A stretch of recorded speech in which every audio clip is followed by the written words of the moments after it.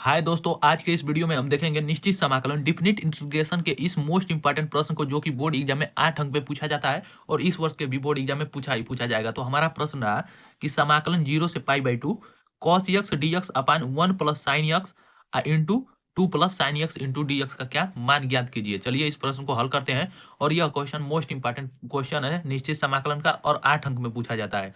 तो चलिए सबसे पहले इसका समाकलन करने के लिए इसे इंटीग्रेशन आई बराबर मानकर ज्यों का त्यों उतारेंगे। तो माना इंटीग्रेशन आई बराबर समाकलन 0 से पाई बाई 2 है, तो 0 से पाई बाई 2 और यहाँ पर cos एक्स डी एक्स अपान एक कोष्ठ में हमारा दिया गया है 1 प्लस साइन एक्स और दूसरे कोष्ठक में हमारा दिया गया है 2 प्लस साइन एक्स। तो इसका हमें निश्चित समाकलन 0 से पाई बाई 2 तक ज्ञात करना है। तो देखिए इसका हम समाकलन करेंगे सबसे पहले। तो यदि इसका समाकलन करेंगे तो यदि हम देख रहे हैं कि यदि हम साइन एक्स को टी मान ले तो हमारा ऊपर वाला कास एक्स आ जाएगा। तो यहाँ पर लिखेंगे माना माना टी बराबर साइन एक्स। तो जिसे टी माने है उसका हम समाकलन करेंगे एक्स के सापेक्ष, तो डी टी अपन डी एक्स बराबर साइन एक्स का अवकलन हो जाएगा कॉस एक्स। अब देखिए कॉस एक्स हो गया। अब इसकी मदद से हम dt बराबर निकालेंगे, तो dt बराबर हमारा cos x into D x. देखिए ऊपर वाला हमारा आ गया cos x into D x, इसके स्थान पर हम dt पुट कर सकते हैं। अब देखिए हमारा यह फलन समाकलन फलन जो था समाकलन करना था वो हमारा फलन x में है और इसको हम x से t में परिवर्तित कर रहे हैं। तो यहाँ पर x का लिमिट दिया गया है, तो इस लिमिट को भी हमें t के लिमिट में पुट करना पड़ेगा। अर्थात चलिए इसको भी चेंज करेंगे अपर लिमिट को, पहले अपर लिमिट, तो अपर लिमिट को चेंज करेंगे तो टी बराबर क्या माने हैं, तो टी बराबर साइन यक्स माने हैं। तो ये हमारा यक्स का मान है साइन यक्स, ये यक्स का लिमिट है तो पाई बाई 2 है अपर लिमिट, तो जहाँ यक्स है तहाँ पाई बाई 2 रखेंगे तो साइन पाई बाई 2, तो साइन पाई बाई 2 का मान कितना होता है, तो 1 होता है। तो अपर लिमिट का मान आ गया 1। इसी प्रकार लोअर लिमिट निकालेंगे, लोअर लिमिट, तो लोअर लिमिट हमारा कितना है 0 है, तो टी बराबर साइन 0 अंश, तो साइन 0 अंश का मान होता है 0, तो टी बराबर 0 आ गया। अपर लिमिट 1 आया है जबकि लोअर लिमिट हमारा 0 आया है। चलिए अब इसका हम समाकलन करते हैं। तो अब देखिए ये हमारा हो जाएगा समाकलन 0 से 1 हो जाएगा और cos x into D x, इसके स्थान पर dt पुट करेंगे तो dt अपान में हमारा एक कोष्ठ में हो जाएगा 1 प्लस टी और दूसरे कोष्ठ में हो जाएगा हमारा 2 प्लस टी, ये हो जाएगा हमारा। अब इसी का हमें समाकलन करना है। तो देखिए ऐसे फलन जब भी आते हैं उसका हम समाकलन करने के लिए आंशिक भिन्न पर ले जाते हैं। इसका समाकलन हम आंशिक भिन्न पर ही करेंगे। तो लिखेंगे यहाँ पर कि आंशिक भिन्नों द्वारा समाकलन करने पर लिखेंगे आंशिक आंशिक भिन्नों द्वारा समाकलन करने पर आंशिक भिन्न पर इसे तोड़ेंगे तो इसे हम मान लेंगे यहीं पर कि ये हमारा समीकरण 1 है। समीकरण 1 मान लिए। अब देखिए इसे आंशिक भिन्न पर तोड़ेंगे तो हमारा क्या है, यहाँ पर हमारा दिया गया है 1 अपान एक कोष्ठ में 1 प्लस टी है और दूसरा कोष्ठ में हमारा 2 प्लस टी है। इसे हमें हल करना है। तो आंशिक भिन्न पर जब इसे तोड़ेंगे तो एक कोष्ठ में हमारा a प्लस एक्स होता है और दूसरे कोष्ठ में b प्लस एक्स होता है। कहने का तात्पर्य यह है कि जब हमारा ऐसा फलन दिया होता है आंशिक भिन्न में, तो जब इसे तोड़ते हैं तो इसे a बटा में यहाँ पर x प्लस 1 रहता है, तो यहाँ पर t प्लस 1 है तो इसे 1 प्लस टी या t प्लस 1 दोनों एक ही बात है। तो a बटा में पहला फलन को रखेंगे और प्लस b बटा के 2 प्लस टी, इस प्रकार इसे आंशिक भिन्न पर तोड़ लेंगे। अब देखिए इसे हम मान लेंगे कि ये हमारा है समीकरण 2। इसे हम समीकरण 2 मान लेंगे क्योंकि इसकी आवश्यकता पड़ेगी बाद में इन प्रश्नों को हल करते समय। अब देखिए चलिए इतना तो हम हल कर लिए, तो अब इसको हल कर कर हम a तथा b का मान ज्ञात करेंगे तब इसका समाकलन करेंगे। तो देखिए अब देखिए ये हमारा 1 प्लस टी एक कोष्ठ में और एक कोष्ठ में 2 प्लस टी, ये ज्यों का त्यों हो गया। इन दोनों का एलसीएम लेकर हल करेंगे इधर, तो एलसीएम लेंगे इन दोनों का तो हमारा हो जाएगा 1 प्लस टी एक कोष्ठ में और दूसरा कोष्ठ में हो जाएगा 2 प्लस टी। यहाँ पर हो जाएगा तो 1 प्लस टी से 1 प्लस टी कट जाएगा और ए में 2 प्लस टी का गुणा हो जाएगा, तो ए 2 प्लस टी और इसे हल करेंगे तो बी इंटू 1 प्लस टी इतना आएगा। अब देखिए ये हमारा दोनों ओर सेम है हर, तो हर से हर कट गया। अब हमारा बचेगा 1 बराबर A 2 plus T plus B into 1 plus T. अब इसमें ए और बी का दोनों में गुणा कर देंगे, कोष्टक में तोड़ देंगे कोष्टक को, तो ये हो जाएगा 2a plus A T plus B plus B T. इतना हो गया।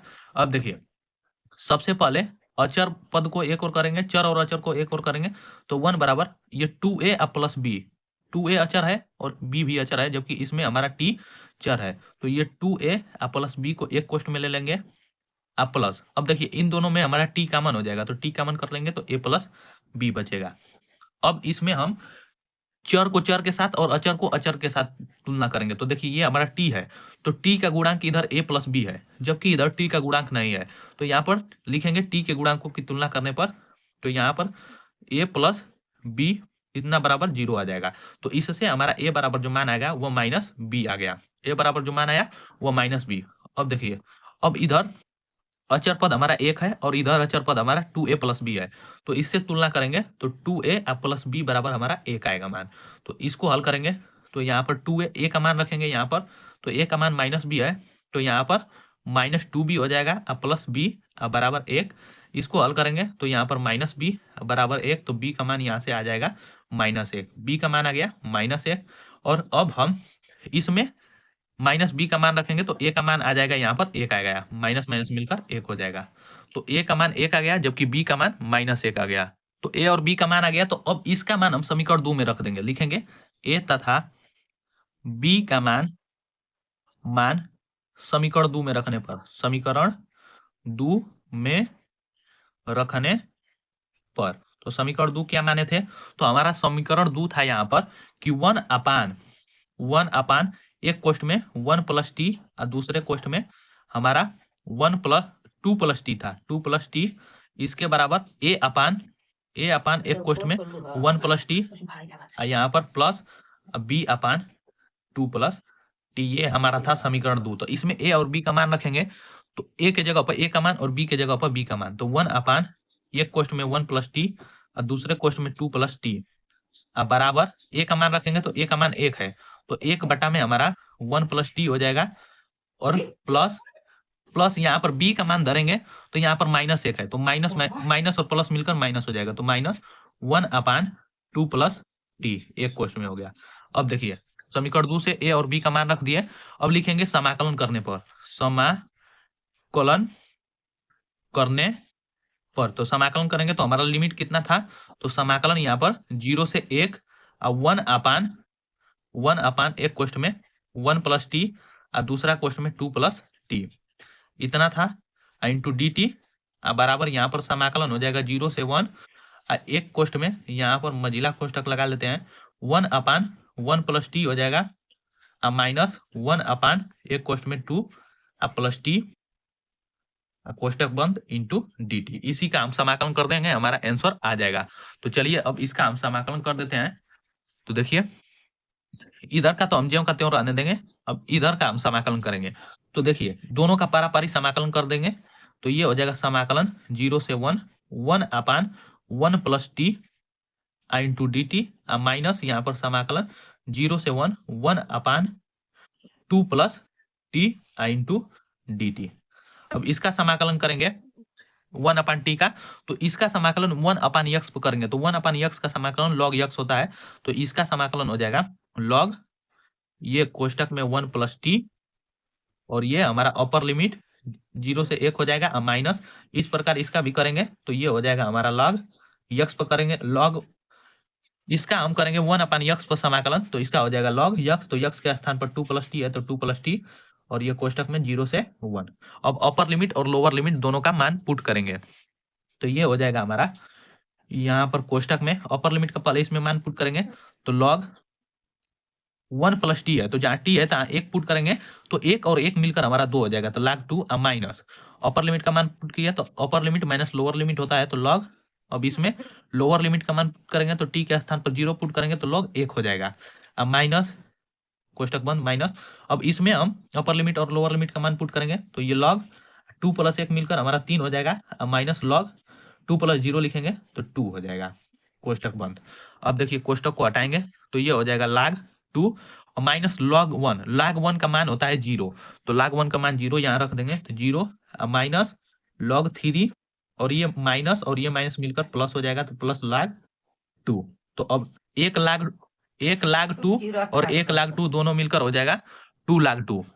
ये हो जाएगा 2 log 2, 2 log 2 माइनस यहाँ पर log 3। अब देखिए इस log के फॉर्मूले से एक हमारा सूत्र होता है log में कि log m के पावर n, इसको हम लिख सकते हैं n log m।